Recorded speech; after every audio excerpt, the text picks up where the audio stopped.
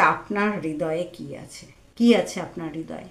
গমের বীজ আছে না শ্যামা ঘাস আছে? যদি গম থাকে কতটা শতাংশ? গমকে বৃদ্ধি করুন, গমের যত্ন নিন। গম গাছ কি দেখে চিনবেন আর শ্যামা ঘাস কি দেখে চিনবেন? গালাতীয় 5 অধ্যায় পড়ুন। গমের গুণ পেয়ে যাবেন, প্রেম, ভালোবাসা, আনন্দ, শান্তি, দীর্ঘসহিষ্ণুতা, মাধুর্য, ইন্দ্রিয় দমন, মৃদুতা, মঙ্গল। আবার ঠিক সেইভাবে গালাতীয় 5 অধ্যায় 19-20 পড়ুন। শ্যামা ঘাসের গুণ পেয়ে যাবেন। শয়তান আপনার মধ্যে কোন বীজ বপন করেছে সেই বীজ পেয়ে যাবেন।